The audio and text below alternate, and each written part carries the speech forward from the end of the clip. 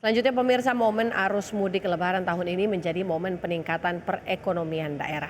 Ya, dan di mana sebanyak 123 juta orang mudik libur Lebaran di daerah masing-masing yang akan menyebabkan perputaran uang kartal tumbuh 15% secara langsung. Hal ini akan mendorong laju perekonomian daerah dan nasional. Badan Kebijakan Fiskal Kementerian Keuangan memproyeksikan perputaran uang kartal selama periode arus mudik dan Lebaran tahun 2023 tumbuh sekitar 15%. Kenaikan perputaran uang ini pun menjadi daya dorong aktivitas perekonomian di daerah. Apalagi pemerintah telah memperkirakan ada 123 juta orang yang melakukan perjalanan mudik di tahun ini, baik melalui moda transportasi darat, laut, dan udara. Sehingga dipastikan tingkat konsumsi masyarakat di daerah tujuan mudik ikut terdongkrak. Jadi kita ambil yang minimal saja, Mas Pras. Baik. Kalau rata-rata keluarga membawa uang ke kampung halaman itu rata-rata 3 juta saja, itu perputaran uangnya itu udah hampir 3 triliun. Itu kita ambil yang minimal saja. Baik. Gitu loh. Ya, masih berpotensi di atas itu. Mungkin kalau kita ambil UMP misalnya sekitar 4 juta, itu bisa di atas 100 triliun. Tapi kita ambillah yang minimal, 92,3 triliun. Itu berputar ke daerah dan itu sangat-sangat luar biasa mampu menggerakkan ekonomi. Karena kami lihat bahwa memang hampir 65% itu beredar di Jawa, ya, di Jawa dalam hal ini.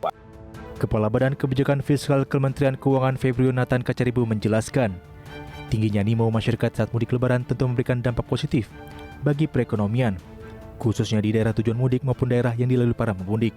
Dan perputaran uang kartal yang meningkat tajam akan mendorong momentum pertumbuhan ekonomi di berbagai daerah.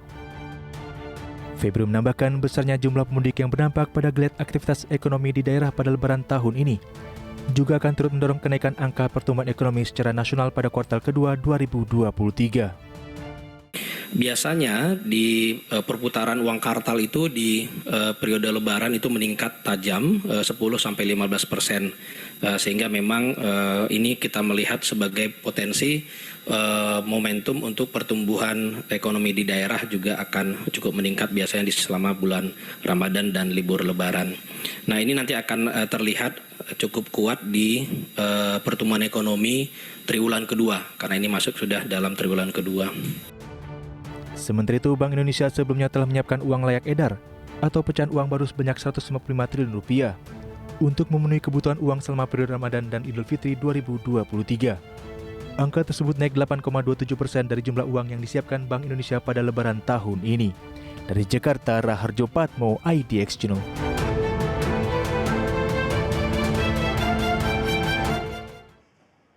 Dan berikut adalah data penutupan bursa global serta update komoditas dan valuta asing selengkapnya. Pemirsa, kita ke bursa Amerika Serikat terlebih dahulu. Dow Jones Industrial Average ditutup turun 0,68% menjadi 33.301. S&P 500 kehilangan 0,38% menjadi 4.055. Nasdaq Composite Index menguat 0,47% menjadi 11.854. Sementara kita ke bursa Eropa, pemirsa, yang melemah di Jerman, indeks DAX turun 0,48% menjadi 15.795. FTSE 100 Inggris turun 0,49% menjadi 7.852 dan CAC Prancis melemah 0,88% menjadi 7.466.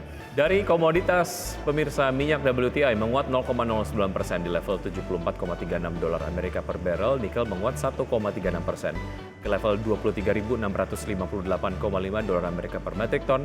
Emas menguat 0,23% di level 2.046 dolar Amerika per troy ounce, dan CPO untuk kontrak Juli 2023 menguat 0,55% di level 3.590 ringgit Malaysia per ton.